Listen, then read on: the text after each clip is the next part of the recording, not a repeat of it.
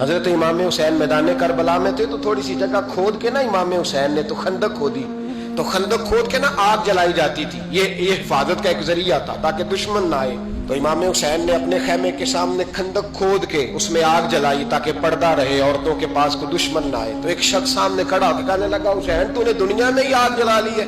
معاذ اللہ ثم معاذ اللہ، کہنے لگا آگے تو آگ ملے گی، یہاں جلا لی ہے؟